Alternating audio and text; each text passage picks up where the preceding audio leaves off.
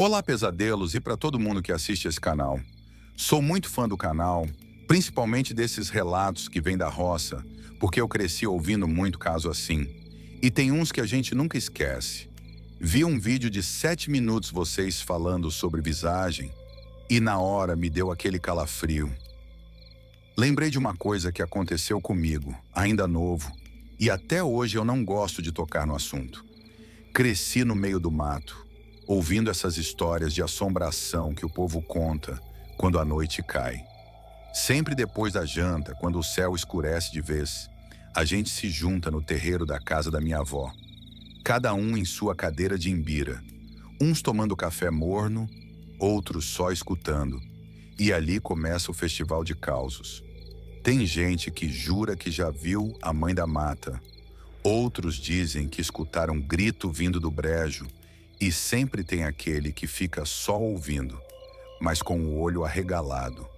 E foi numa dessas noites, no mês passado, que a gente estava reunido e comecei a lembrar de uma coisa que me aconteceu há muitos anos. Me calei por um tempo, só ouvindo os outros contar, mas teve uma hora que não deu. A lembrança veio forte, como se eu tivesse lá de novo. Foi aí que eu disse: eu tenho um caso para contar também. Aconteceu comigo, quando eu era rapaz novo ainda, morando com minha avó numa casa bem afastada do povoado. Até hoje eu me arrepio só de lembrar, porque não era visagem de ouvir falar, não. Foi coisa que eu vivi, com meus próprios olhos. Nunca contei para muita gente, mas hoje eu vou contar. Então, escutem com atenção. Isso foi em 2007. Eu morava com minha avó, Dona Belmira, já viúva, numa casa bem antiga de barro batido, telhado de palha velha, lá numa baixada meio afastada da vila. A gente vivia da roça mesmo, plantando milho, feijão, essas coisas. Não tinha energia na época, então à noite era tudo no candeeiro ou na luz da lua. Pois bem, né, como eu estava dizendo aí para vocês, foi nesse tempo que as coisas começaram a ficar estranhas de verdade. Era toda noite. Mas toda noite mesmo, lá pelas 11 e pouco, dava para ouvir um barulho vindo de perto da janela do quarto que eu dormia. E o estranho é que não era só barulho de folha ou de vento, não. Era uma voz, eu lembro como se fosse hoje. Era uma voz bem baixinha, meio arrastada, parecendo que vinha de longe, chamando Eduardo. E era assim mesmo. Não gritava, não fazia escândalo. Era só chamando. Um sussurro que entrava no ouvido da gente e gelava as costas. Ave Maria, murmurou tia Nenzinha ali do canto, se benzeu 3 vezes e puxou o xale para os ombros. Na primeira noite, achei que era coisa da minha cabeça. Já era tarde. Eu tinha ficado até mais de 10 horas ouvindo os causos da avó Doralice e do vô Zé de Ambrósio. Fui me deitar e fiquei lembrando das histórias, aquelas de lobisomem, mula sem cabeça, essas coisas que a gente escuta quando é mais novo.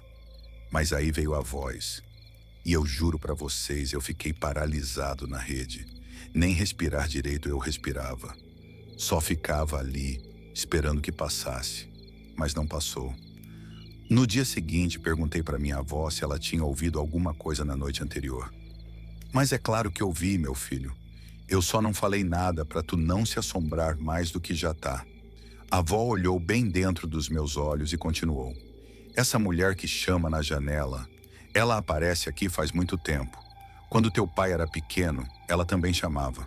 Aí foi que eu parei e falei: como assim, vó? Do mesmo jeitinho, bem baixinho, e sempre chama alguém pelo nome, mas só chama quem tá prestes a ver coisa ruim. Ela nunca chama à toa. Quando ela falou isso, eu fiquei com o estômago embrulhado. Aquela voz na janela podia ser qualquer coisa, menos coisa boa. E minha avó nunca foi de brincar com essas histórias. Na terceira noite, foi pior. Eu estava deitado, ainda acordado, virando de um lado para o outro, e deu umas 11h30. Escutei o barulho da madeira rangendo no alpendre, como se alguém tivesse passado por ali com passo arrastado. Depois veio aquele silêncio que dá nos ouvidos, sabe? Aquele silêncio que parece que até os grilos param. E então ouvi de novo: Eduardo. Dessa vez mais perto, mais claro. Era bem do lado da minha janela. Vixe, foi nessa hora que eu me tremi todo, fio. Falou o tio Benedito, passando a mão no rosto como se tivesse sentido na pele. Eu queria gritar, correr, qualquer coisa, mas o corpo não respondia. Só os olhos conseguiam mexer. E eles estavam fixos naquela fresta da janela. E foi então que eu vi. Tinha uma sombra. Era uma mulher. Não dava para ver o rosto, mas dava para ver que era uma mulher. De vestido branco, longo, encardido, como se tivesse passado por muita lama e poeira. O cabelo era grande, desgrenhado, caindo pelos ombros. Ela não se mexia, só ficava parada ali, na escuridão, esperando. Eu senti as lágrimas vindo no canto do olho, mas não consegui nem piscar. Se ela chamar de novo, é porque te escolheu, menino, murmurou minha avó do outro lado da roda. O quando ela escolhe, não tem quem tire, mas naquela noite eu fechei os olhos com força. Fiz uma reza baixinho, do jeito que minha mãe me ensinou, e continuei rezando até apagar. No outro dia, contei para a avó o que tinha visto. Ela respirou fundo, foi lá no quarto, pegou uma cruzinha de madeira que ela guardava dentro da Bíblia e colocou na cabeceira da minha rede. Isso aqui é de proteção. Foi benzida numa novena lá em São Raimundo Nonato. Tu não tira daqui por nada, já ouviu? E eu obedeci. Mas mesmo com a cruz, a mulher não parou de aparecer. Depois que a avó botou aquela cruz na cabeceira da minha rede, eu achei que a coisa ia acalmar. E olha, por uns 2 dias até que foi mesmo. Dormi mais tranquilo. Não ouvi voz nenhuma. Parecia que a mulher tinha desistido de mim. Mas foi só ilusão. Na sexta noite, o vento mudou. Quem é do interior sabe o que eu tô dizendo. Tem um tipo de vento que sopra do lado da mata, e ele vem com cheiro de coisa podre, de coisa do fundo da terra. Naquele dia, ele começou logo depois do entardecer, e a minha avó já sentiu. Hoje vai ter coisa ruim, ela disse, olhando para fora com os olhos apertados. E teve. Eu estava dormindo já, era mais de meia-noite quando eu escutei o barulho. Só que dessa vez, não foi na janela. Foi dentro do quarto. Eduardo! Era a mesma voz, mas agora mais perto, muito mais perto. Parecia que estava ao pé da minha rede. Tentei levantar, gritar, correr, mas meu corpo não mexia. A cabeça pesava como se tivesse sido afundada em barro. A rede começou a balançar sozinha, devagarinho, como se alguém tivesse colocado a mão e empurrado. E foi quando vi ela, dentro do quarto. Ela estava agachada no canto, perto do pote de barro onde a avó guardava água. O vestido dela parecia mais sujo, molhado. O chão ao redor estava todo manchado. Os cabelos caíam para frente do rosto, mas dava para ver o branco dos olhos por trás das mechas. E o que eu nunca vou esquecer era o sorriso. Não era um sorriso de alegria, era um sorriso de dor, de angústia, uma coisa torta, triste e faminta. Era como se ela me olhasse com fome. Eduardo. Ela chamou mais uma vez com a voz engasgada, arrastada, como se tivesse vindo do fundo de um poço. Naquele instante, não sei de onde tirei força, mas consegui gritar. A avó veio correndo do quarto dela, abriu a porta e acendeu o candeeiro. Na mesma hora, a mulher sumiu. Sumiu feito fumaça. Mas o cheiro de coisa podre continuou no ar. E o chão continuava molhado onde ela estava. Minha avó ajoelhou e começou a rezar alto, mandando embora o que quer que fosse aquilo. A luz do candeeiro tremia, como se tivesse vento ali dentro, mas a janela nem aberta estava. No outro dia, a avó foi buscar o padre de Passagem Franca, um senhor já bem idoso, que entendia das coisas do espírito. Ele foi lá, benzeu a casa toda, rezou umas ladainhas que eu nunca tinha ouvido e falou que aquilo que me chamava era uma alma penada que morreu chamando alguém e ficou nesse ciclo.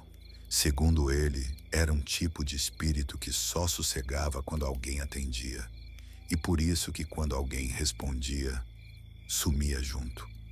O perigo maior é quando ela entra, ele disse, porque aí ela está mais perto de levar.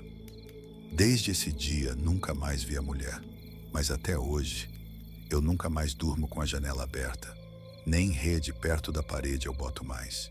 E de vez em quando o vento muda, eu ainda escuto bem baixinho, longe, no fundo da noite. Eduardo. E é isso, minha gente. É o que eu tinha para contar. Oxente, credo, disse vó Doralice batendo a mão na perna. Até me lembrou de uma coisa que aconteceu lá com a prima de minha mãe. Foi bem parecido, viu? Eu escutei falar de uma história igual lá para as bandas de Buriti Bravo também. Emendou o tio Gervásio, encostando mais no banco de madeira. Pois eu me arrepiei, foi toda... Sussurrou tia Nenzinha. E ainda bem que tu contou, Eduardo, porque agora a gente sabe que essa coisa ainda ronda por aqui. Eu dei um gole no café e olhei em volta. A fogueira estalava, iluminando os rostos de todo mundo. As expressões eram sérias. Ninguém achava que era brincadeira. Na roça, a gente sabe quando uma coisa é real. Agora é minha vez, minha gente, falou seu Benedito, ajeitando o boné na testa e se inclinando para frente, com os olhos apertados pela luz da fogueira. Depois do que o Eduardo contou aí, até me deu coceira nas lembranças, porque eu tenho um negócio para contar também, que só de lembrar me dá calafrio nas costas até hoje. E aconteceu numa dessas Sexta-feira Santa, viu? Das braba. Ele fez uma pausa, pegou o copo de alumínio com café que a avó passou e deu um gole pequeno. Isso foi lá para as bandas de Parnarama, não sei se vocês conhecem. Fica depois de Timon, ali na beira do rio Parnaíba, pois foi por ali que aconteceu, na terra do meu avô. Eu devia ter uns 20 e poucos anos na época, e naquele tempo, na roça, a gente respeitava direitinho os dias da Semana Santa. Nada de pescar, nada de caçar, nada de fazer zoada que o povo dizia que era pecado, e que essas coisas chamava coisa ruim, atraía assombração.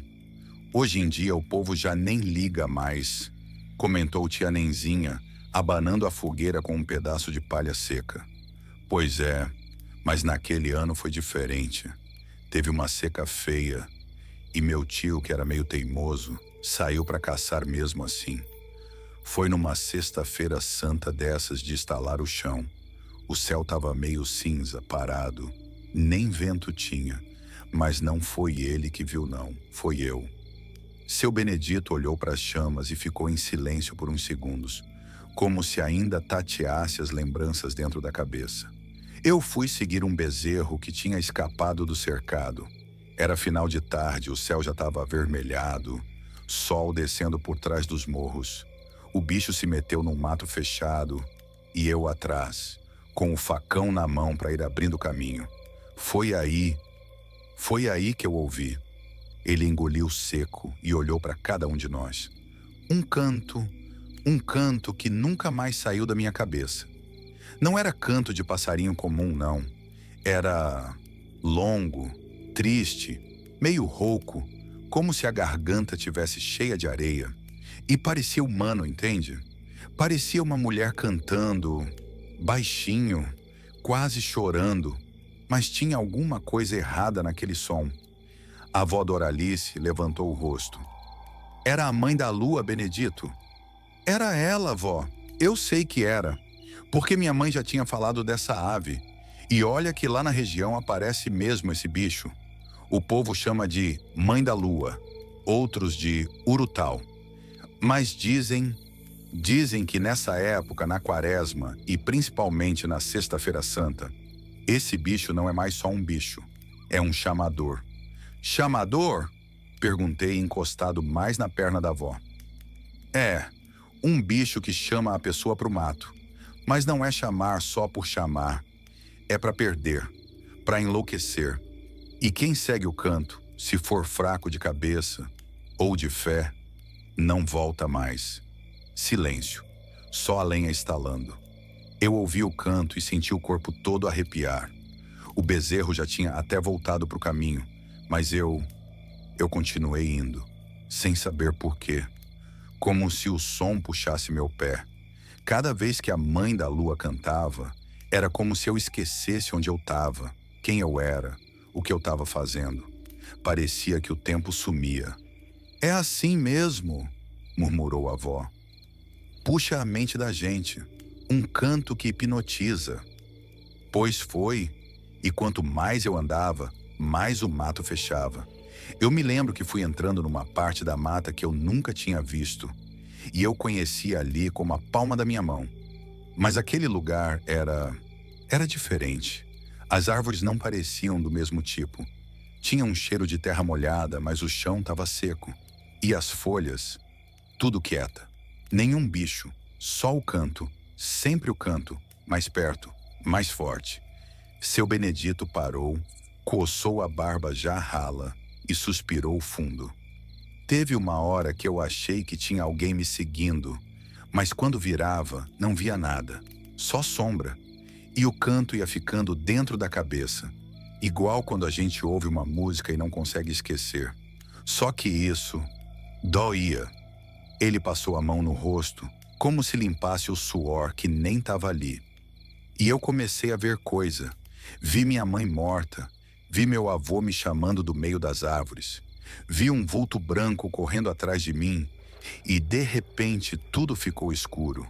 Não sei se desmaiei ou o dia acabou, mas acordei com o rosto na terra, o corpo todo arranhado e o canto sumido. Meu Deus! Murmurou a avó fazendo o sinal da cruz. Demorei mais de 5 horas para conseguir voltar para casa. O povo já estava me procurando. Minha mãe quase desmaiou quando me viu chegando. Disseram que eu falava coisas sem nexo, que ria sozinho, que estava com os olhos arregalados e as pupilas grandes. Tipo quem levou o susto muito forte. Tio Gervásio se inclinou na cadeira curioso. E tu se lembra de tudo? Lembro, cada pedaço. Mas às vezes acho que tem coisa que ficou ali, no mato, comigo. Porque até hoje, nas noites de Sexta-feira Santa, eu evito sair. Porque às vezes, mesmo dentro de casa, eu ainda escuto o canto, bem longe, mas ele tá lá. Todos ficaram quietos, até o vento parou de bater. E seu Benedito, com os olhos fixos na fogueira, terminou. Dizem que quem ouve o canto da mãe da lua e volta, nunca volta inteiro. Depois do silêncio que ficou com o causos do Benedito, ninguém falou nada por um tempo. Só o crepitar da fogueira no meio da roda, estalando a lenha seca, e o cheiro do café já meio frio ainda passando no ar. A avó ajeitou o chale no ombro, olhou para o céu escuro e falou baixinho. Hoje é noite de ouvir coisa pesada mesmo. Foi aí que seu Antônio pigarreou. A gente olhou porque era raro ele se meter. Velho calado, dos poucos que sobraram da época dos carros de boi, com o rosto enrugado igual casca de pau d'óleo e a voz grossa, meio falhada, como quem guarda mais coisa do que fala. Essa coisa da mãe da lua me lembrou um negócio que vi faz tempo. Ninguém aqui deve ter ouvido falar, ou se ouviu, se fez de doido, mas eu vi. Fala, seu Antônio, disse a avó virando o corpo para ele. É noite de escutar, nós estão aqui é para isso. Ele coçou o queixo, olhou para as brasas. Foi num tempo que eu morava mais perto do sertão, ali para as bandas de Lagoa do Mato. Era novo, mas já mexia com terra. Tava morando numa casa isolada, dessas que parece que o mundo esqueceu. E uma velha do povoado me disse, menino, na terceira sexta da quaresma, não saia de noite, nem para buscar água, nem para ver barulho, nada. E eu perguntei por quê. Ela só disse, porque passa a procissão dos mortos. Ave Maria, sussurrou tia Nenzinha. Achei que era história para assustar, mas naquela sexta esqueci do conselho. O cachorro começou a latir perto das 8 da noite. Pensei que fosse bicho. Peguei a lamparina e saí, descalço mesmo. Tava um breu danado, o céu fechado, sem lua. Silêncio demais, mas o cachorro calou de repente. E aí eu ouvi. Ele respirou fundo, a gente todo quieto. Passos, muitos passos, mais leves, quase sem som, como se fosse pé descalço batendo em terra fofa. Fui indo pro lado da estrada e vi. Ele encarou a gente com os olhos fundos, sérios. Uma fila comprida de gente andando, tudo de branco, tudo de véu no rosto, mas o véu era colado na pele. Como se não tivesse boca nem nariz, só o véu e o buraco onde devia ter os olhos. Mas não tinha olho. Era oco. A avó fez o sinal da cruz de novo, devagar. Eles não falavam, só andavam, em silêncio, um atrás do outro. Uns carregavam vela, mas as velas não tremiam. E tinha criança também, criança pequena, andando igual gente grande. Tudo com véu, tudo sem olho. Jesus! Eu murmurei, abraçado nas pernas. E o mais esquisito é que o chão não fazia barulho, mesmo com tanta gente passando. E eu senti um cheiro doce, mas podre, igual flor de defunto velho. Comecei a tremer. Seu Antônio engoliu seco. Tentei voltar para dentro de casa, mas o corpo não obedecia. Fiquei ali parado com a lamparina acesa, olhando aquela procissão se perder no mato. Até que um deles parou, bem na minha frente. A avó segurou minha mão. Eu juro, aquele que parou era meu irmão. Mas meu irmão já tinha morrido fazia 3 anos. E ele me olhou. Quer dizer, o buraco onde devia ter o olho virou para o meu lado. E mesmo sem rosto, eu senti que ele me reconheceu. E o que ele fez?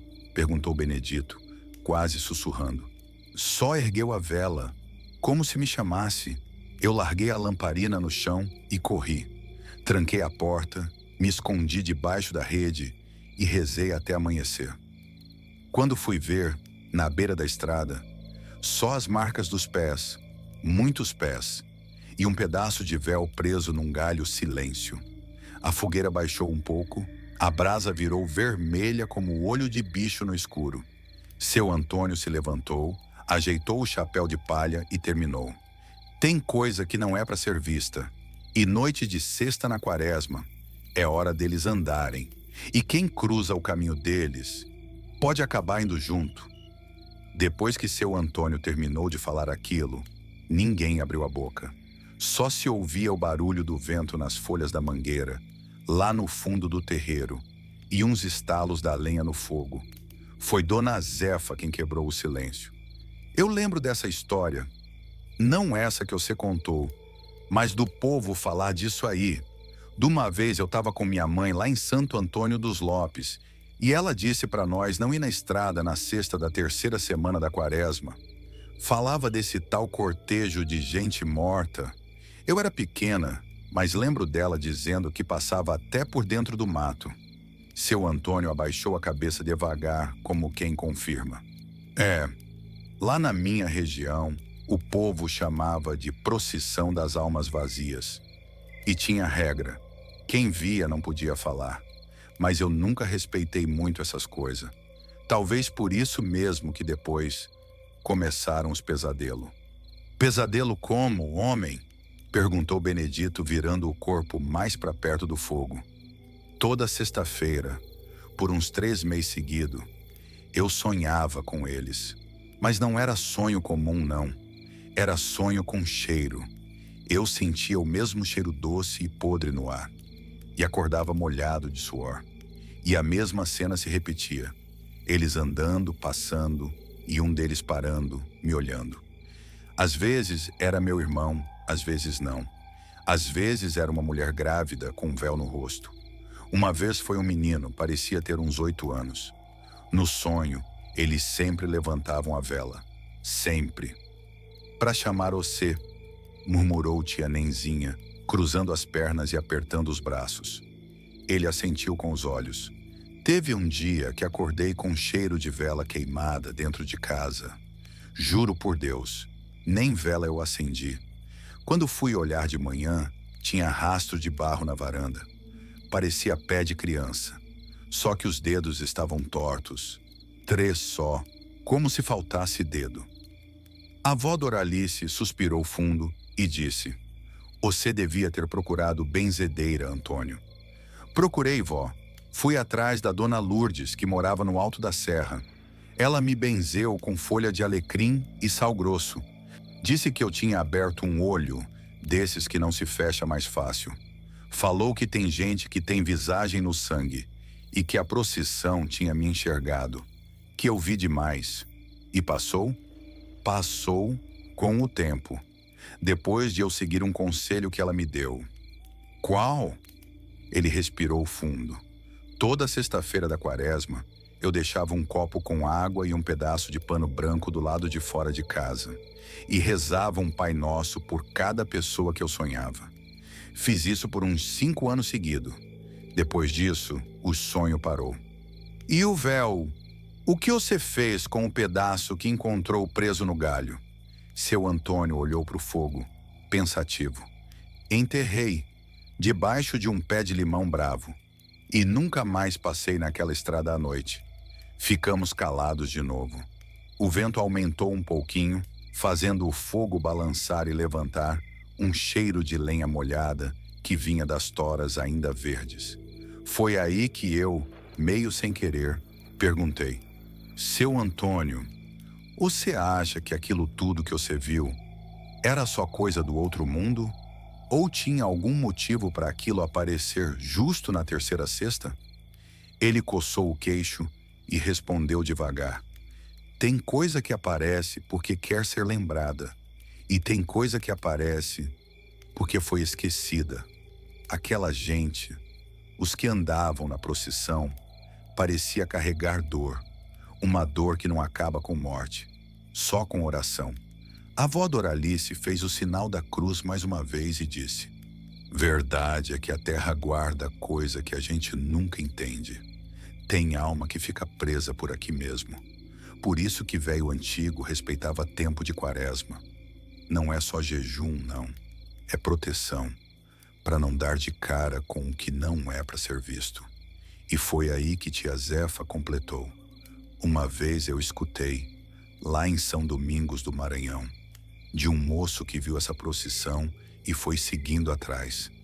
Dizem que nunca mais voltou certo. Fica sentado até hoje no banco da praça, olhando para o nada." "É", disse seu Antônio, "tem gente que vê e esquece. Tem gente que vê e carrega. Eu carrego até hoje. Por isso estou contando aqui. Vai que um dia algum de vocês também escuta o barulho de passos descalços na sexta-feira da terceira semana da quaresma. Aí já sabe, não abra a porta e não acenda a vela." A noite já estava ficando mais fria quando seu Cícero ajeitou o banquinho de madeira e se aproximou da roda.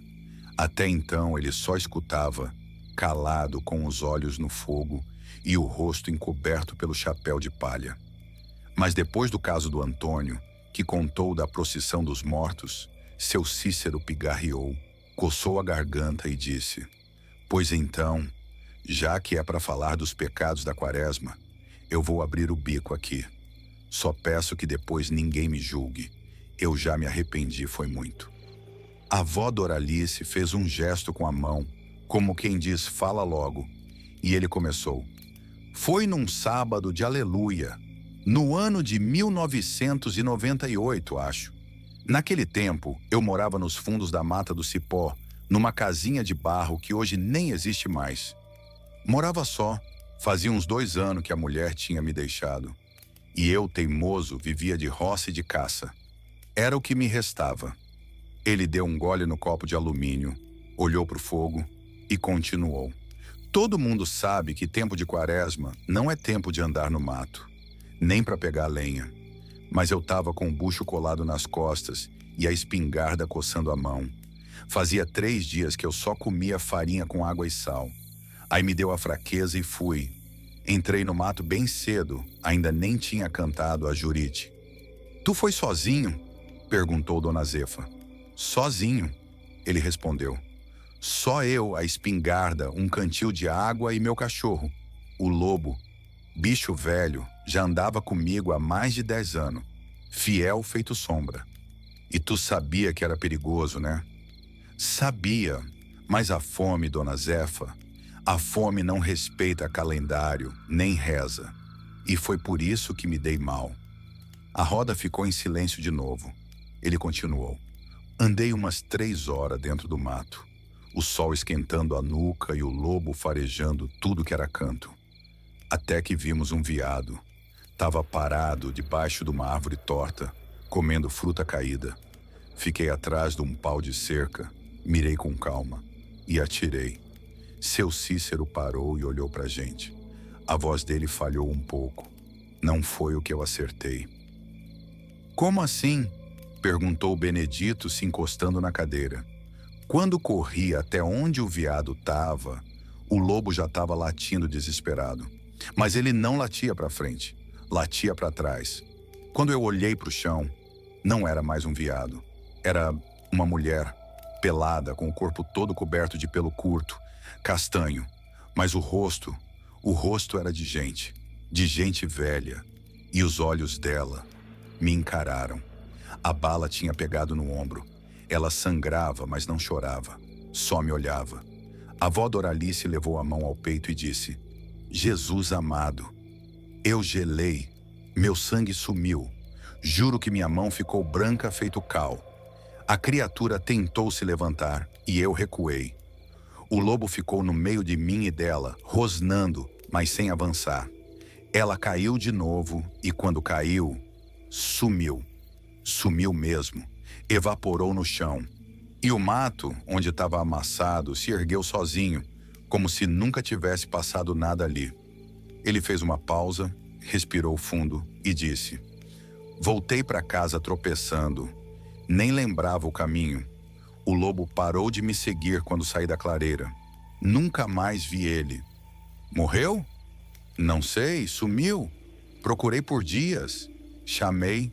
Levei pedaço de carne, pano com meu cheiro. Nada.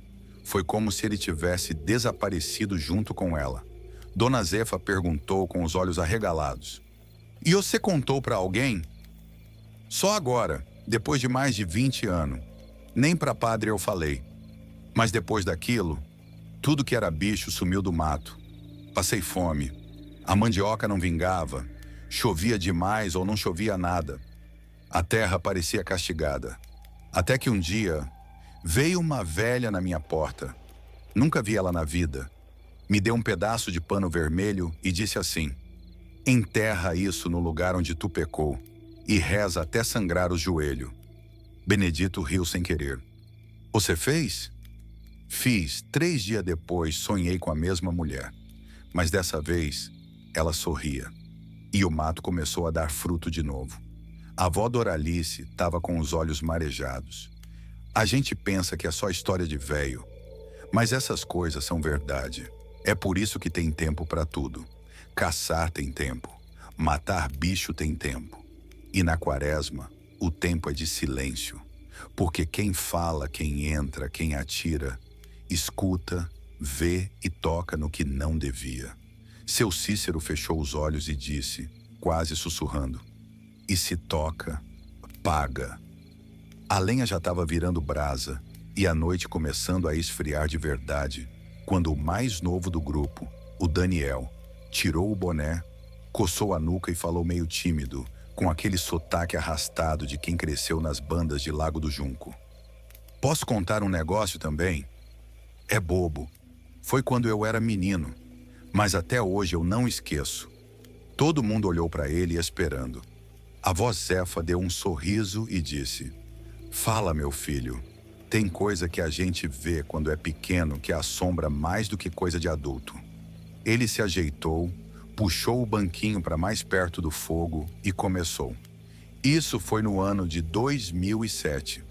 Eu morava com minha avó ali no povoado Prata, que nem existe mais direito. A casinha era pequena, cercada de mato e com um poço bem no fundo do quintal. Poço de corda, fundo, com umas pedras em volta. A gente tirava a água de balde, como todo mundo. Só que minha avó sempre dizia: depois das 6, não vai no poço, menino. Não vai, porque o bicho mora lá e ele pega criança. O pessoal na roda se entreolhou. Eduardo falou baixinho: já ouvi isso também. Minha mãe vivia dizendo isso para mim. Daniel assentiu. Pois é, e eu acreditava, mas vocês sabem como é criança. Fica curioso. E um dia eu vacilei. Foi numa sexta-feira da paixão. Tava calorão e minha avó tinha saído para casa da comadre dela, levar uns doces. Eu fiquei sozinho. Quando deu umas 6:30, bateu sede e eu fui no poço. Ele fez uma pausa como se visse de novo a cena. Tava escurecendo, o céu meio roxo e eu desci o balde. O barulho da água lá no fundo é uma coisa que nunca esqueci. Meio abafado, meio fundo demais. Quando puxei, o balde veio pesado. Mas quando botei ele na beirada, tinha uma coisa junto. Uma mão, a avó Doralice, chegou a dar um gritinho. Credo! Era uma mão grande, peluda, preta. Mas não era de gente. Era torta, com dedos tortos e unha grossa. Agarrou no balde e puxou de volta. Eu só gritei e corri. Mas antes de sair correndo, eu vi, eu juro que vi. O bicho saiu um tanto do poço. Era só do peito para cima, mas era uma mistura de homem com bicho do mato. A cara era amassada, cheia de pelo, e os olhos eram fundos, como 2 buracos de breu. Benedito falou com os olhos arregalados. E o que tu fez? Corri para casa e tranquei a porta. Fiquei quieto no canto até minha avó voltar. Contei para ela e ela me deu uma surra, mas depois foi lá no fundo com uma vela benta, uma corda com cruz e jogou o sal em volta do poço. Nunca mais me deixou chegar perto dali de tarde. Seu Cícero coçou a barba. E nunca mais tu viu? Não, mas uma vez, muitos anos depois, eu fui lá. O poço estava entupido, seco. Fui só por curiosidade. Quando botei a cabeça para olhar dentro, ouvi uma respiração, como de um bicho dormindo, pesada, viva. Um silêncio caiu na roda. Só o estalar da lenha respondia. Daniel olhou para cada um e disse com a voz mais baixa: tem coisa que mora em lugar escuro e não gosta de ser acordada. Só espera a hora certa. E quando criança vai mexer, ela sai. A avó Doralice fez o sinal da cruz. O vento soprou mais frio e ninguém falou mais nada. Ali, naquela última história, a fogueira pareceu diminuir, como se também tivesse cansado de ouvir tanto assombro. A noite se calou de vez e cada um ficou com seus pensamentos e com suas lembranças. Eu gosto muito de contar essas coisas, principalmente quando lembro das noites assim, em volta da fogueira, com um cheiro de café no ar, a lenha estalando e cada um esperando sua vez para falar. A gente ria, se assustava e às vezes até chorava de nervoso, mas ninguém esquecia. Até hoje, quando eu lembro desses causos, me dá aquele arrepio nas costas. Pode parecer besteira para quem nunca viveu, mas eu juro por tudo. Tem coisa nesse mundo que não se explica. E nessa época da quaresma, ainda mais aqui no interior, é melhor não duvidar. Tenho mais causos guardado comigo, só esperando a hora de contar. Qualquer dia eu volto aqui no canal e trago mais um bocadinho para vocês. Espero que tenham gostado de ouvir. Que Deus abençoe cada um que escutou até o fim. E não vá zombar não, viu? Que essas coisas é séria. Um abraço para todo mundo aí. Fiquem com Deus.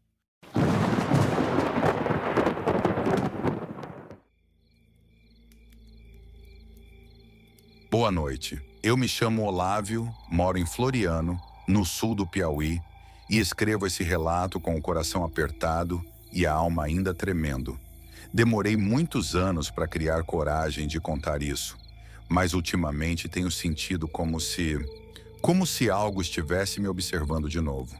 E eu penso que, Talvez, se eu contar, se eu falar tudo como foi, isso me dê algum alívio, alguma paz.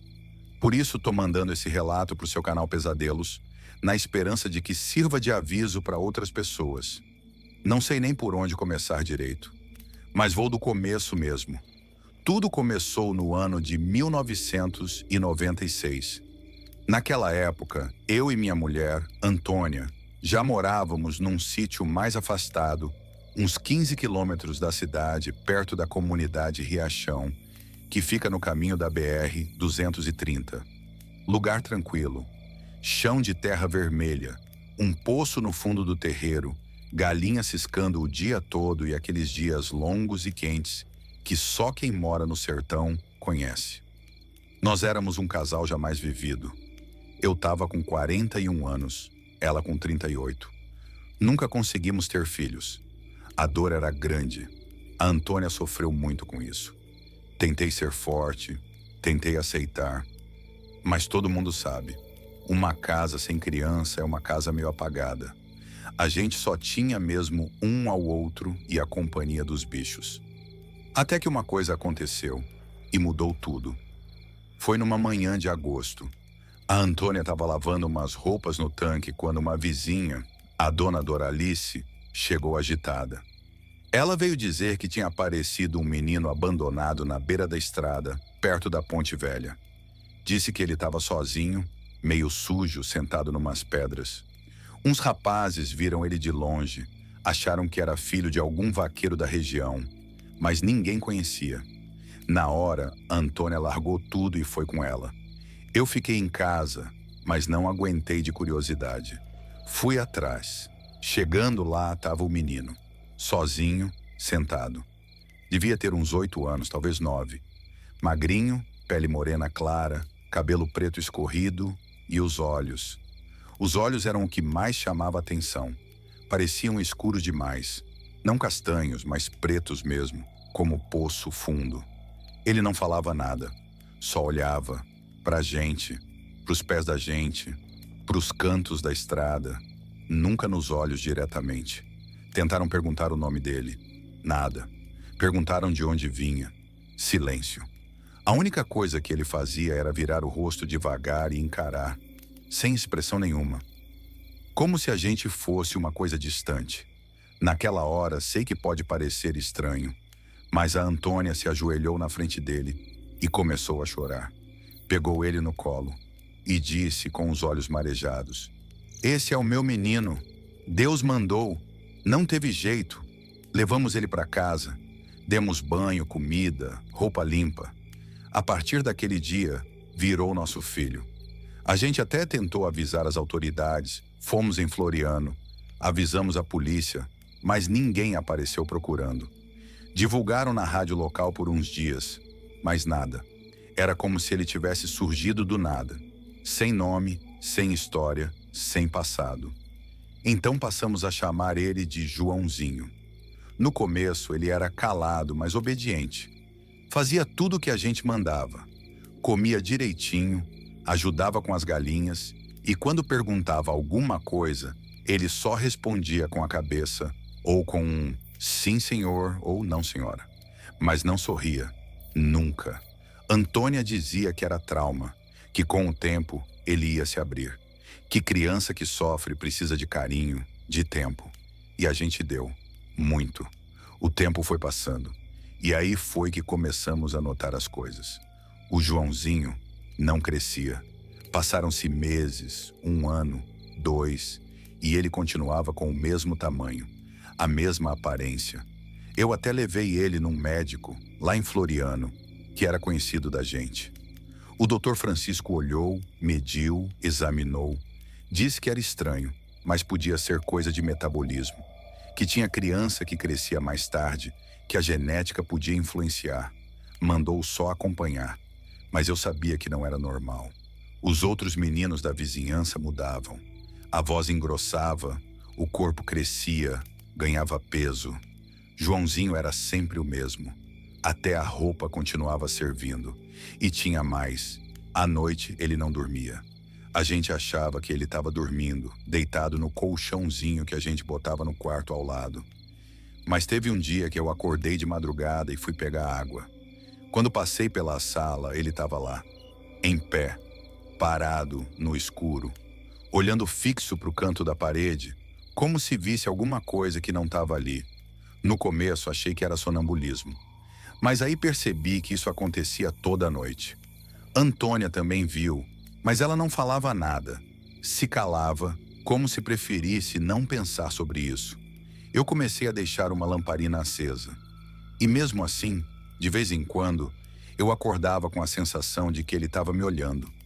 Uma vez eu estava deitado e senti aquele peso de presença. Abri o olho e lá estava ele, em pé, do lado da cama, me olhando, no escuro, sem expressão. Perguntei o que ele queria. Ele só virou e saiu andando para o corredor. Dali para frente comecei a ficar com medo.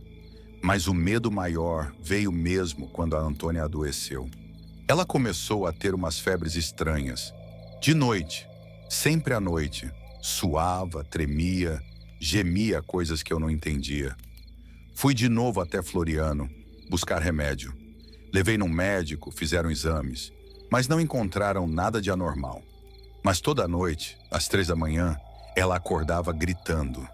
Dizia que tinha alguma coisa dentro do quarto. Que o Joãozinho ficava do lado da cama, mas que não era mais o Joãozinho. Que era uma coisa fria, sem rosto, com olhos como buraco de formigueiro. Eu fiquei transtornado. Dizia para ela que era só pesadelo, que o menino era bom, mas eu mesmo já não estava mais certo disso. E aí, numa dessas noites, aconteceu uma coisa que nunca mais esqueci. Eu acordei com um barulho na cozinha, um som seco como o prato quebrando. Fui ver e o Joãozinho estava lá, sentado no chão, rodeado de cacos e sorrindo. Foi a primeira vez que vi ele sorrindo, mas não era sorriso de menino feliz. Era um sorriso frio, como se ele soubesse de alguma coisa que eu não sabia. Como se ele estivesse esperando a gente descobrir. E a gente descobriu. Depois daquela noite em que eu vi o Pedro parado na varanda, olhando para o nada, com os pés sujos de barro e aquele jeito que parecia uma estátua com vida, as coisas degringolaram de vez. A gente ainda tentou seguir a vida, fingir que era normal, mas era como se aquela casa já não fosse mais nossa. Como se ele tivesse virado o dono. Só que não falava, só olhava, só vigiava. Minha mãe ficou bem mal. Dizia que estava cansada, que era tristeza, mas eu via que ela não dormia mais. Ela andava feito alma penada dentro de casa, com olheiras fundas e uns cochichos na cozinha. Uma noite vi ela acendendo vela atrás do fogão, falando baixo, com o terço enrolado na mão. Pediu ajuda para Deus, rezava para que aquela alma se encontrasse. Alma de menino perdido, volta para o teu lugar, ela repetia com os olhos fechados. Na semana seguinte, uma coisa aconteceu que até hoje me embrulha o estômago só de lembrar. A professora dele, Dona Mirtes, foi lá em casa. Era uma mulher já de idade, morava na mesma rua, sempre respeitosa. Mas quando chegou, não quis nem sentar. Ficou na porta segurando a bolsa no peito e perguntou direto: Dona Alzira, a senhora sabe mesmo quem é aquele menino? Minha mãe não entendeu. É meu filho. A professora olhou de lado e disse: é que tem uns negócios esquisitos. Ele não fala com ninguém na escola, só escreve. E o que ele escreve, desculpa, Dona Alzira, mas não é coisa de criança. Ela tirou um caderno da bolsa, o caderno que Pedro usava na escola. Minha mãe abriu e eu vi. Eram uns desenhos. Tinha boneco sem olho, casa pegando fogo, um monte de gente deitada no chão, tudo riscado com lápis vermelho. Um dos desenhos parecia nossa casa, mas com a gente caído na frente dela. Eu, minha mãe e meu pai. Só o Pedro estava em pé, no canto. Depois disso, não teve mais jeito. A tensão virou terror mesmo. Meu pai quis levar o menino para o hospital. Dizia que podia ser algum problema da cabeça ou coisa que precisava de tratamento. Mas quando disse isso, na hora do jantar, O Pedro virou devagar para ele, encarou com aqueles olhos mortos, e foi a primeira vez que a gente ouviu ele falar. Mas não falou como um menino. A voz dele saiu grossa, meio abafada, como se tivesse vindo de dentro de um poço. Eu não saio daqui. Meu pai ficou branco. Minha mãe deixou o copo cair no chão. E eu? Eu corri para o quarto e fechei a porta. Fiquei debaixo do lençol tremendo. A única coisa que consegui fazer foi rezar, baixinho, tentando lembrar das palavras do padre na missa de domingo. No outro dia, meu pai chamou de um padre, o padre Alcenir, da igreja de São Bento. Ele era novo lá, não conhecia muita gente, mas topou ir até lá em casa. Quando entrou, o Pedro estava sentado na sala, quieto como sempre. O padre tentou puxar conversa, fazer oração, mas o menino ficou só encarando. Aí o padre se abaixou, colocou a mão na cabeça do Pedro e começou a rezar com força, com fé, invocando o Espírito Santo. Na hora que ele disse, "Em nome de Jesus Cristo", Pedro começou a chorar. Mas não era choro de criança. Era um grito que parecia de bicho. Saiu correndo, se enfiou debaixo da cama. O padre mandou a gente abrir as janelas todas, acender vela, colocar crucifixo, e ficou lá, ajoelhado na porta do quarto, rezando alto, chamando por Deus. A casa tremeu, a gente ouviu um estalo nas paredes, a luz piscou, e depois, silêncio. Um silêncio pesado, doído. Quando o padre levantou, foi até debaixo da cama. Pedro não estava mais lá. A polícia veio. Procuraram por dias. Vasculharam tudo. Achavam que ele tinha fugido ou que a gente tinha feito alguma coisa com ele. Mas não acharam nada. Nem pegada, nem roupa, nem nada. O padre ficou abalado. Disse que nunca tinha sentido aquilo antes. Disse que tinha algo errado com aquele menino desde o começo. Dias depois, uma vizinha do bairro de Fátima apareceu lá. Disse que tinha ouvido falar do caso e trouxe uma foto antiga. Era uma foto amarelada de 1977. Tinha umas crianças na foto e um dos rostos era igualzinho ao do Pedro. Esse menino aqui, ela disse apontando, morreu em 78. Foi afogado no rio. Minha mãe caiu de joelhos. Mas não pode ser. Esse menino está aqui em casa há meses. A mulher balançou a cabeça, com os olhos marejados. Era meu irmão. Chamava Pedro também. E ele nunca cresceu. A gente saiu da casa. Foi embora de São Luís por um tempo. Fomos para a casa de uma prima em Rosário. Ficamos lá uns meses. Mas mesmo longe, minha mãe não sossegava. Sonhava com ele. Dizia que sentia ele do lado da cama. Uma vez acordou gritando que ele estava parado na porta, só olhando. A gente vendeu a casa. Nunca mais voltamos lá. Quem comprou, derrubou tudo e fez outra construção. Mas o terreno ficou estranho. As pessoas dizem que quem passa por lá à noite escuta barulho de criança rindo. E que às vezes vem uma silhueta pequena, parada no quintal, olhando para a rua. Sempre parada, sempre em silêncio. Hoje em dia eu moro em Codó. Tenho minha família, meus filhos, mas nunca mais adotei ninguém. Às vezes, quando meu menino acorda à noite e diz que viu um menino parado na porta do quarto, eu finjo que não escuto. Só rezo e peço a Deus para que aquele menino nunca encontre a gente de novo.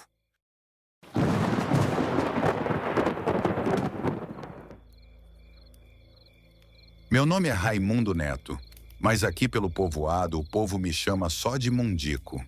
Moro num sítio chamado Baixão dos Filipes, que fica entre as cidades de Esperantinópolis e Poção de Pedras, no interior do Maranhão. Tô escrevendo isso aqui para vocês do canal Pesadelos porque eu vi que tem gente mandando história parecida com o que eu vivi. E como ninguém acredita no que eu conto por aqui, resolvi contar para vocês do jeito que aconteceu, palavra por palavra, sem mudar nada. O caso foi num tempo já, coisa de uns 5 anos atrás. Mas juro como lembro de tudo como se tivesse sido ontem, porque não tem um dia da minha vida que eu não me lembre do que vi naquela estrada. Naquela época, eu trabalhava de mieiro num roçado ali perto do Igarapé do Jussara. Era milho e mandioca que eu plantava. A vida era simples, mas era boa. Eu tinha uma motinha Honda 150 que me levava e trazia todo santo dia, da minha casa até a roça. A estrada era só chão batido, muito buraco, pedra solta, e no tempo de chuva virava um sabão só. Mas era o único caminho. Agora o povo aqui da região já falava daquela estrada, principalmente de um trecho perto de uma encruzilhada com um pé de jussara que tinha ficado seco há anos. Diziam que ali aparecia uma mulher pedindo carona ou ajuda. Eu ria dessas coisas. Nunca liguei para visagem. Sempre disse que era coisa de gente com medo de andar no escuro ou invenção de velho para assustar menino. Mas naquele dia eu aprendi que a gente não deve duvidar do que não entende. Era uma quarta-feira, perto da Semana Santa. Já estava de tardezinha quando comecei a me arrumar para voltar. Eu tinha ficado mais tarde no roçado porque quis terminar de plantar uma leira antes da chuva que o céu já anunciava. O vento estava diferente, úmido, carregando aquele cheiro de terra molhada que vem antes da água cair. Liguei a moto, prendi o bornal com as ferramentas e segui pela estrada. A luz do sol já tinha virado um laranja meio apagado por trás dos morros. A estrada, como sempre, estava deserta. Só os passarinhos voltando para os ninhos e um silêncio danado. Era aquele silêncio que parece que até o vento escuta. Foi quando virei a curva do velho Jussara seco, naquela baixada onde a estrada afunda um pouco, que eu vi. Ela estava lá, parada bem no meio da estrada. Uma mulher, sozinha, de vestido claro, cabelo caindo no ombro, magra com um braço meio caído para o lado, como se estivesse cansada. Ela não fazia nada, só estava ali, em pé. Reduzi a moto na hora, quase parei. Achei que era alguma moça que estava perdida, alguém do povoado voltando da cidade a pé. Mas tinha algo estranho nela. Primeiro que o vestido dela era antigo. Parecia coisa de outro tempo, sabe? Tipo aqueles vestidos de tecido mais grosso, bem rodado. Não era roupa de agora. Segundo que ela não olhava para mim, ficava só de lado, com a cabeça meio baixa. Encostei um pouco e falei alto. Moça, tá tudo bem? Quer ajuda? Ela virou o rosto devagar, como se estivesse ouvindo de longe. Mas quando olhou direto para mim, meu corpo gelou. O rosto dela estava esquisito. Não dava para ver os olhos direito. Era como se tivesse sombra por dentro. Tipo quando a gente olha para alguém contra o sol. E o que mais me assustou, o lado esquerdo da cara dela parecia torto, inchado, como se tivesse levado uma pancada forte. Ela levantou a mão, apontou para frente e disse só uma coisa com a voz bem fina. Ali. Foi o que deu tempo de ouvir. Aí eu vi, por trás dela, um vulto, grande. Parecia um homem, mas era só sombra. Escuro, como se tivesse grudado nela, mas sem tocar. Sem pensar duas vezes, eu engatei a moto e arranquei. O pneu derrapou, quase caí, mas fui embora feito doido. O coração parecia que ia sair do peito. Não olhei para trás. Quando cheguei em casa, joguei a moto no terreiro e entrei direto, suando frio. Minha mulher, Antônia, perguntou o que foi, e eu disse que tinha visto coisa ruim. Ela ficou assustada, correu a buscar sal, benzeu a casa todinha com arruda e água benta que a mãe dela tinha trazido de uma romaria lá de São Benedito do Rio Preto. Achei que tinha acabado por aí, mas a coisa só começou naquele dia. Na noite daquele dia, eu não consegui dormir. Toda vez que eu fechava os olhos, eu via o rosto dela, aquela parte inchada, o olho coberto de sombra e aquele vulto atrás, parecendo colado nela. Era como se tivesse algo errado com o tempo, como se aquilo que eu vi não fosse só um espírito, mas uma coisa que ficou presa num momento que nunca acaba. Minha mulher, Antônia, ficou preocupada. Ela disse para eu não passar mais por aquela estrada, pelo menos até depois da Semana Santa. Disse que esses dias são muito carregados, que a alma penada gosta de aparecer nessa época. Eu tentei concordar, mas no fundo achei que era só susto. Mas aí começaram a acontecer as outras coisas. No dia seguinte, quando fui pegar a moto de novo, ela não ligava. Achei que era bateria.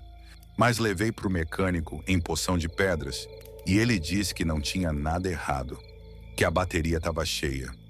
No outro dia, a lâmpada da cozinha estourou sozinha. Antônia falou que escutava passos do lado de fora durante a madrugada, como se tivesse alguém rodeando a casa. Eu fui ver, armei espingarda, olhei tudo. Nada. Na terceira noite, ouvi um barulho estranho vindo lá do terreiro. Era como se alguém tivesse arrastando pano no chão. Um som seco, constante. Quando fui olhar pela janela, vi de novo a mulher, parada bem no meio do terreiro, com o vestido claro, sujo de terra vermelha, e agora ela estava olhando para mim. O rosto dela estava mais claro dessa vez, e eu juro por Deus, era como se a cara dela tivesse sido quebrada de um lado. A boca torta, o olho inchado e a pele pálida, como pano deixado no sol. Fiquei paralisado. Minha mão tremia segurando a cortina, e aí, por trás dela, o vulto apareceu de novo. Mas dessa vez ele não ficou parado. Ele se mexeu, avançou por trás dela e sumiu dentro da sombra do terreiro. Gritei Antônia, mas quando ela veio, não tinha mais nada, nem marca no chão, só o cheiro, um fedor de mofo velho, de madeira apodrecida, como se tivesse algo morto por perto. Foi aí que resolvi procurar seu Pedro Calado, um rezador antigo lá do povoado São Raimundo, perto do Riacho do Salgado. Ele era um dos únicos ainda vivos que sabia fazer oração de quebranto e de alma perdida. Cheguei lá de manhã com o coração apertado. Ele me ouviu calado, não duvidou de nada, só pediu para eu contar direito como era o rosto dela, onde eu tinha visto e que dia foi. Quando falei da estrada e da árvore de juçara seca, ele ficou um tempo calado. Depois se levantou, foi no canto do quarto e voltou com uma caixa de madeira. Tirou um terço, uma imagem de Nossa Senhora das Dores e uma vela de cera grossa. E aí me disse uma coisa que até hoje me arrepia. Mundico, tu viu é uma alma que não teve descanso. Essa mulher morreu naquela estrada, lá pelos anos 80. Mas não foi morte natural, não. Foi assassinato. E quem fez nunca pagou. O povo dizia que ela era mulher de um comerciante que mexia com coisa errada. Um dia ela sumiu. Só encontraram o corpo depois de 3 dias, enterrado perto da árvore de juçara. Ela estava com o rosto arrebentado. Dizem que o marido batia nela, mas nunca provaram. Ele se mudou logo depois. Desde então, todo ano, perto da Semana Santa, ela aparece. E quando aparece, é porque a alma dela ainda está presa naquele momento. Eu perguntei do vulto. Seu Pedro não respondeu logo. Depois disse só isso. Aquilo não é gente. Aquilo é o que ficou do mal que ela sofreu. Tem coisa que gruda, que não solta, mesmo depois da morte. Ele disse que eu tinha aberto o caminho para ela me seguir, que agora eu precisava fechar. Me orientou a ir até o pé de juçara, levar uma vela benta, rezar um Pai Nosso, uma Ave Maria e um credo, e deixar lá, mas que tinha que ser de dia, antes do meio-dia, e nunca olhar para trás quando fosse embora. No outro dia, fui. Levei tudo. A estrada estava seca, mas o calor era abafado. Chegando lá, eu parei a moto, rezei, acendi a vela e deixei no pé da árvore. Fiz tudo como ele mandou. Na hora que virei as costas e comecei a ir embora, ouvi uma voz baixa, quase chorando. Me ajuda! Congelei, mas não olhei. Acelerei a moto e fui embora sem olhar para trás, como ele mandou. Naquela noite dormi. pela primeira vez em dias, dormi sem sonho ruim, sem barulho lá fora. O ar dentro de casa estava mais leve. Antônia também disse que sentiu uma paz diferente, como se algo tivesse ido embora. Mas, e aí é que vem a parte que nunca contei para ninguém. 2 anos depois, um homem apareceu lá em casa. Veio de moto com a roupa cheia de poeira, pedindo informação. Era forasteiro, disse que era de Imperatriz. Quando olhei bem, reconheci ele. Era o mesmo vulto que eu via com a mulher. Só que agora era gente. O mesmo formato. Alto, ombros largos, um jeito estranho de olhar. Ele perguntou se eu sabia de uma estrada que levava para um pé de juçara seco. Disse que a mulher dele tinha desaparecido há anos e que às vezes ele sonhava com ela ali. Agradeci a Deus que seu Pedro tinha me ensinado a rezar. Fiquei calado. Só dei a direção errada. Ele agradeceu e foi embora. Nunca mais vi, mas de vez em quando ainda tem gente que passa por aquela estrada e diz que viu uma mulher parada, com o vestido claro, com o rosto machucado, pedindo ajuda, e dizem também que agora ela não está mais sozinha. Tem 2 vultos, um deles olha, o outro sorri.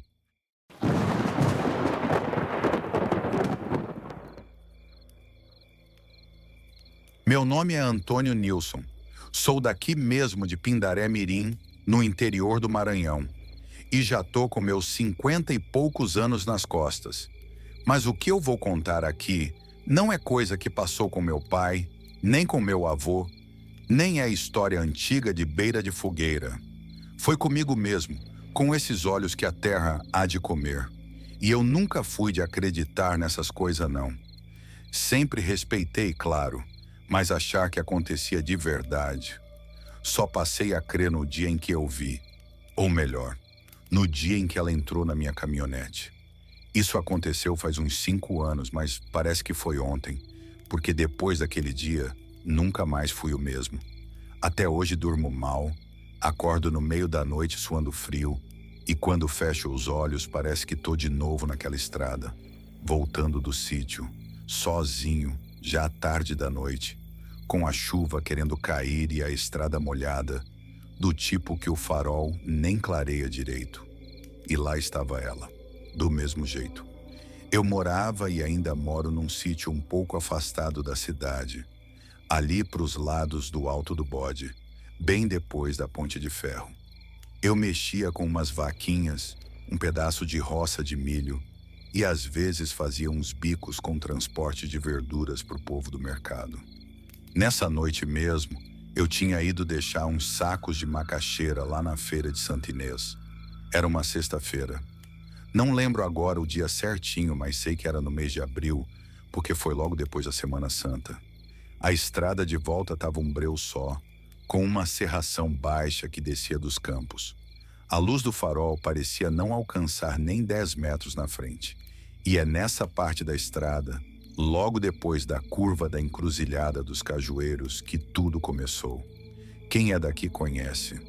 É uma curva fechada que dá para uma encruzilhada com mato para os 2 lados e uma cruz de madeira fincada num canto, daquelas antigas, que o povo põe quando tem morte na estrada.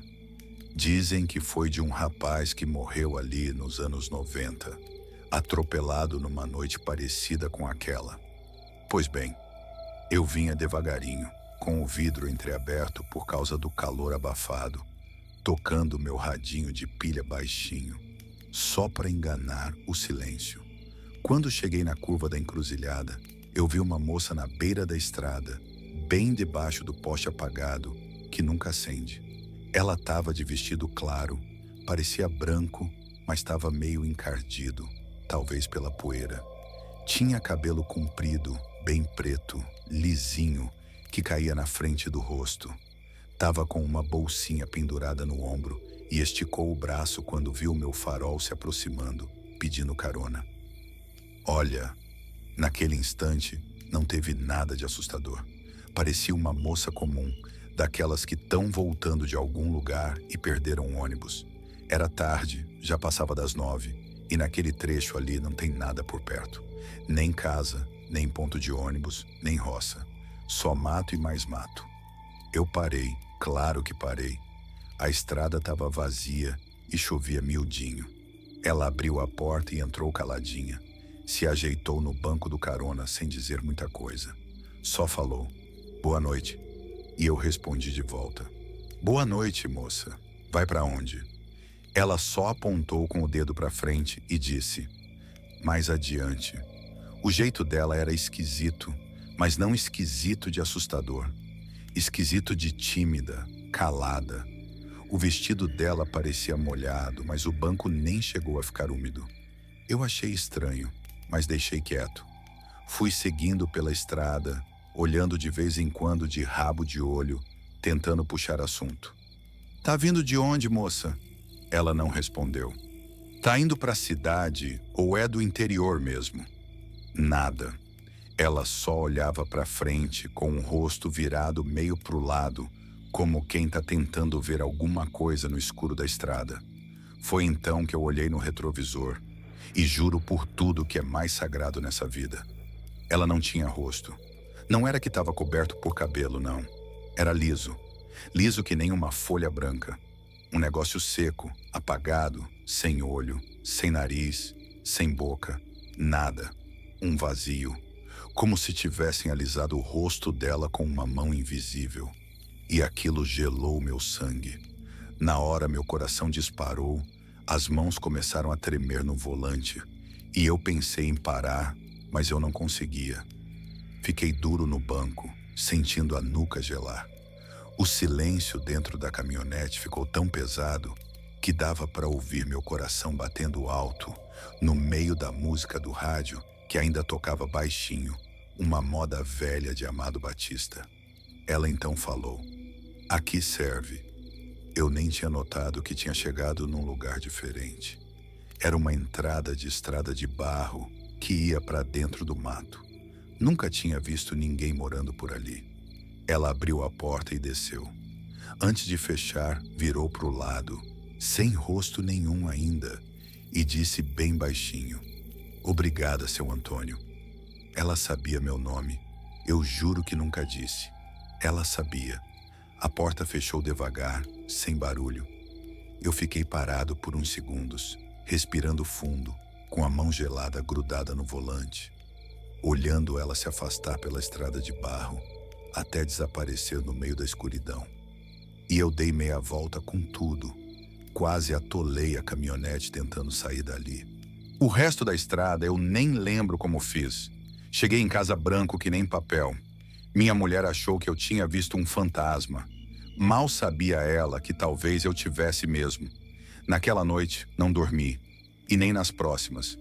Toda vez que eu fechava os olhos, via ela sentada do meu lado, com o rosto liso, como se tivesse sido apagado por Deus. E o mais esquisito? Quando fui contar isso para Dona Raimunda, que mora há muitos anos ali perto da encruzilhada, ela disse, "Essa moça aparece ali faz tempo. Desde o tempo que meu pai era vivo. Ela sempre pede carona, sempre desce ali e sempre some. E quem leva não dorme mais direito depois." Nos dias que seguiram aquilo, eu tentei seguir a vida como se nada tivesse acontecido. Fiz força para não pensar mais naquilo. Mas quem disse que a cabeça deixava? Era só cair à tarde que me dava um aperto no peito, uma angústia difícil de explicar.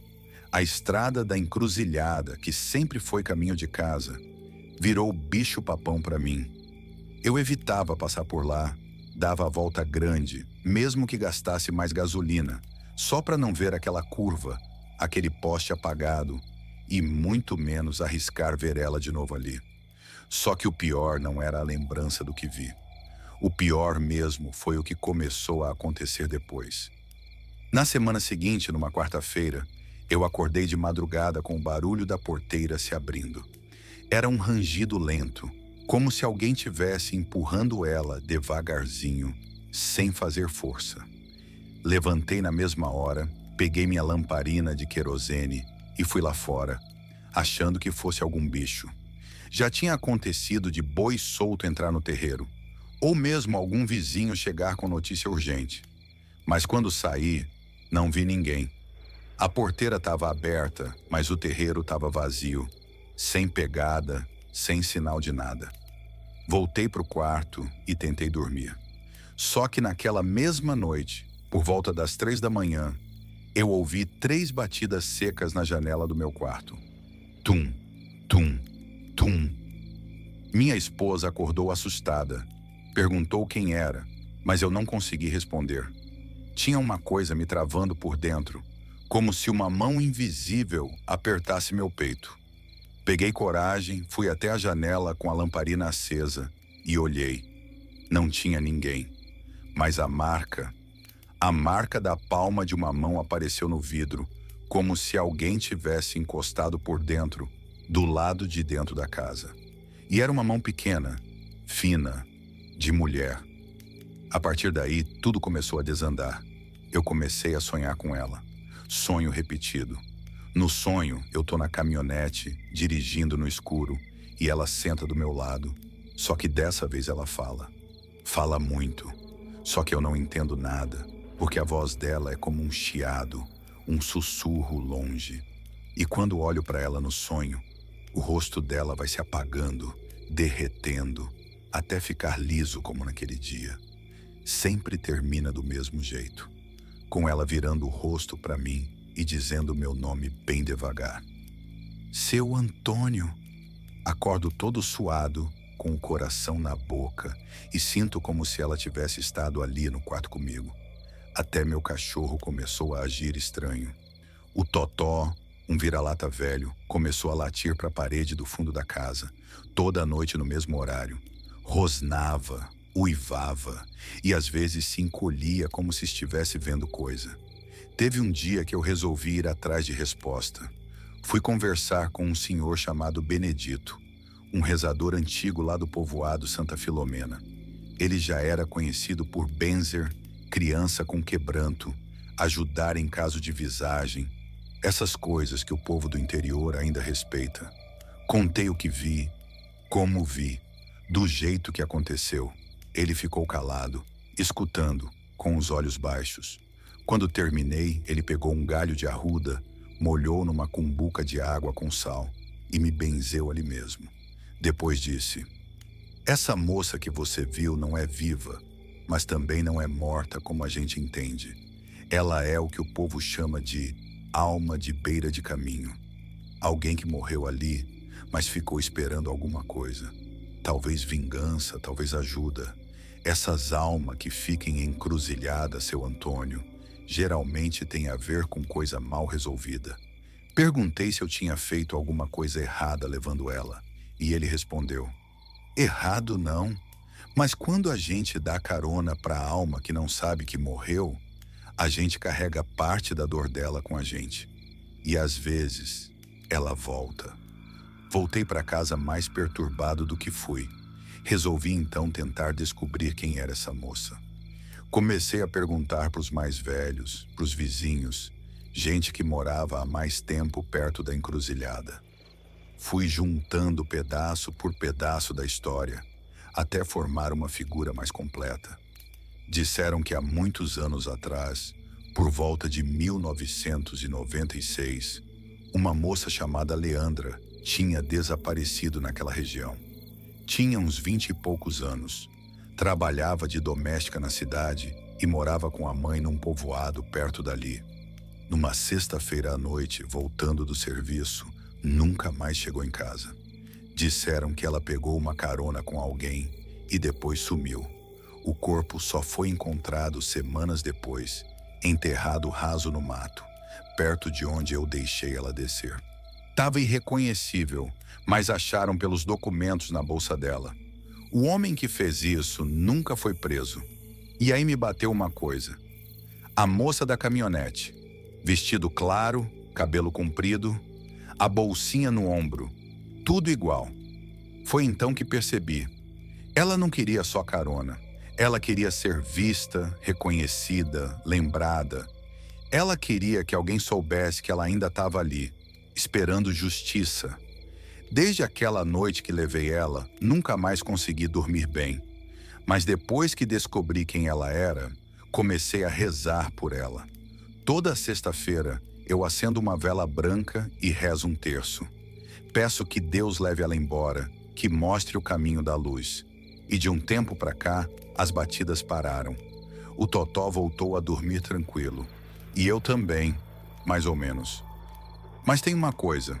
Essa semana passada, voltando da cidade por outro caminho, eu tive que passar perto da encruzilhada.